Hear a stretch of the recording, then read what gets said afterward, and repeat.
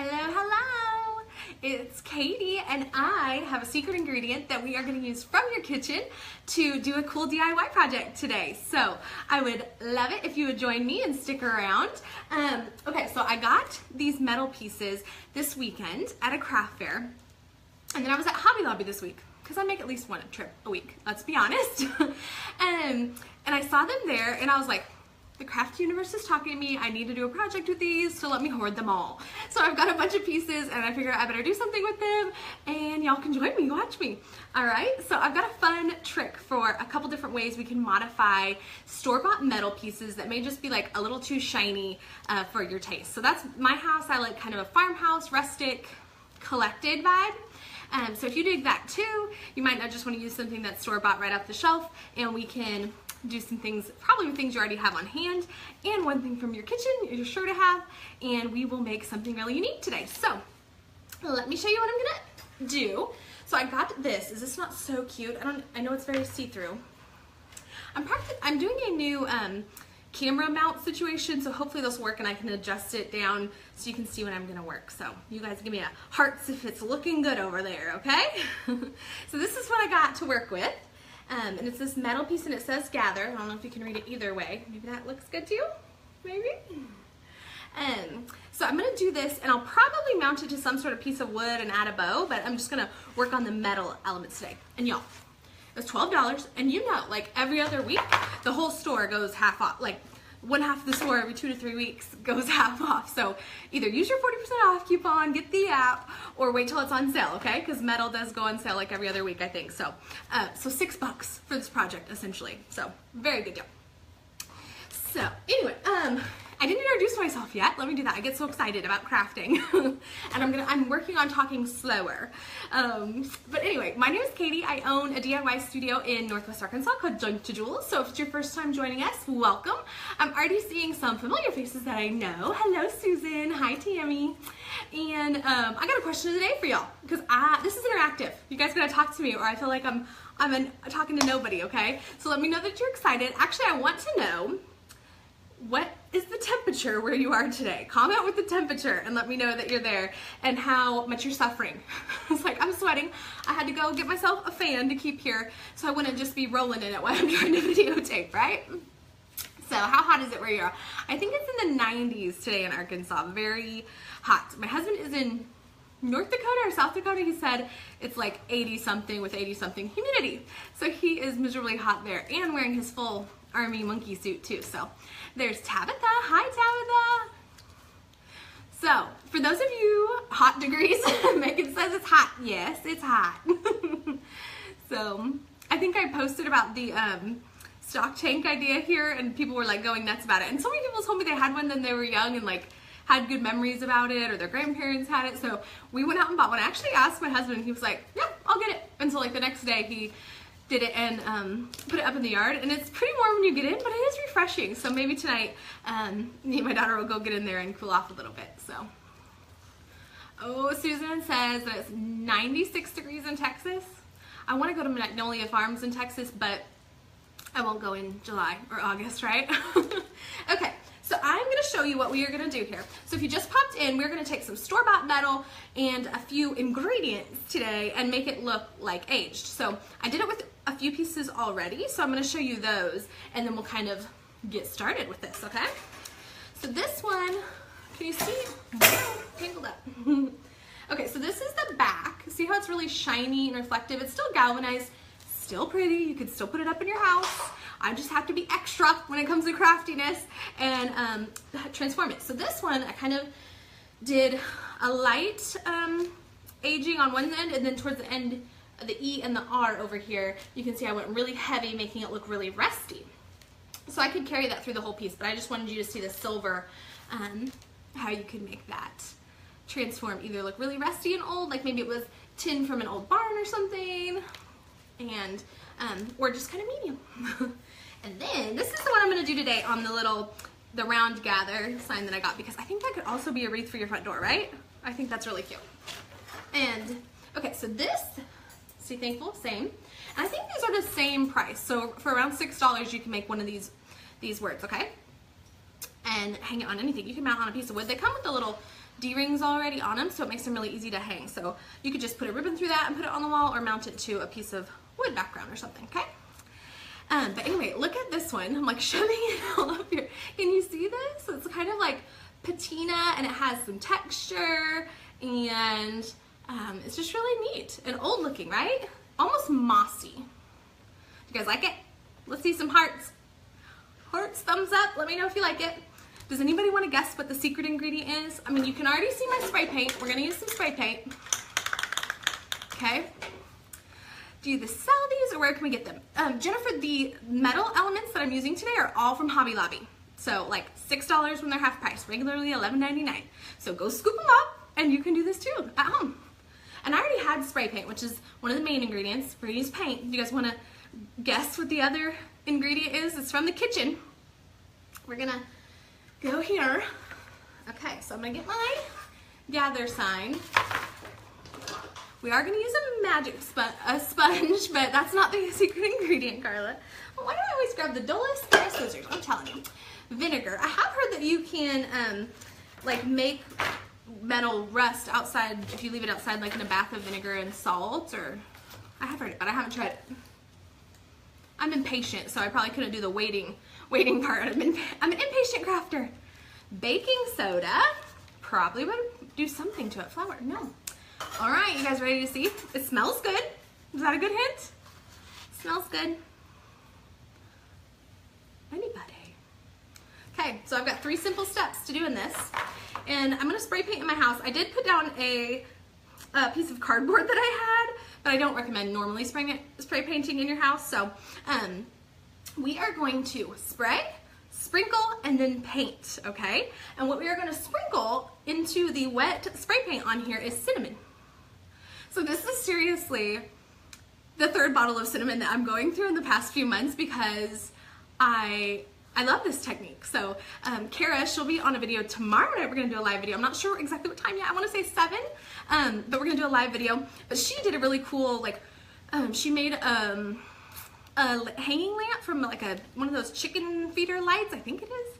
But she had to get new chain to suspend it from her ceiling, and she used this technique on chain to make it look like an old rusty piece of chain, but it was like brand spanking new from Lowe's. So we totally are using it for everything. Carla says, yeah, I knew about the cinnamon, huh? You did. So we're gonna do the cinnamon. So what I just had a couple different colors of this green. I already had them left over from an old project, so it's not any certain kind. I just thought the spray paint first would put down a good layer that's gonna like adhere to the surface. If I just use acrylic paint, it's not gonna stick. So we're gonna make it stick. So this is opposite probably, sorry, it's noisy, hang on. I'll shake them both up, so we'll just get that out of the way. And I don't even have to spray that much, because I am just not gonna use any sort of real awesome technique. I don't have to use my best spray painting skills. I will say spray painting is probably my crafting Achilles heel. That, and I cannot sew.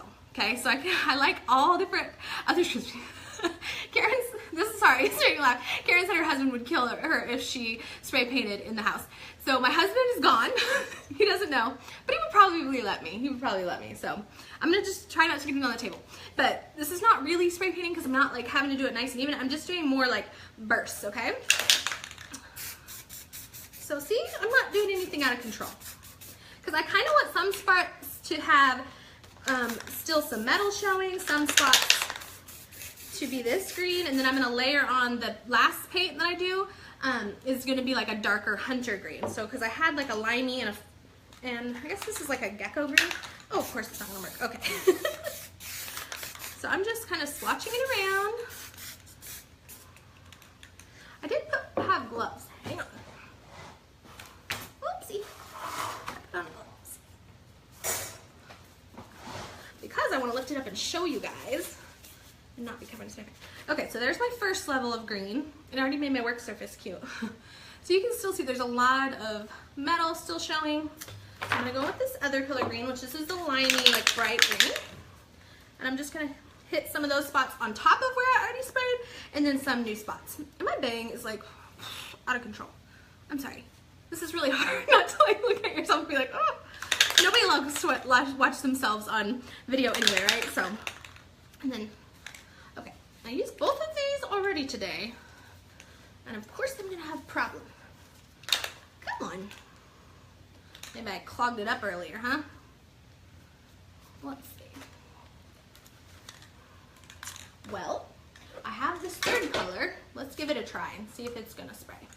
Oh, these are just old spray paints laying around. So, okay, so we're gonna do this. Our moss is gonna be kind of, have some more aqua in it. I'm just doing kind of these bursts. Is it getting in your monitor?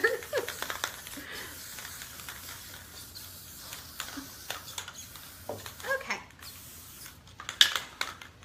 few more spots. It doesn't like spraying flat either, of course. Hang on. You guys are like, she's a mess. I am willing to try just about anything, so this is a try and experiment, and then you just figure things out, right? Okay.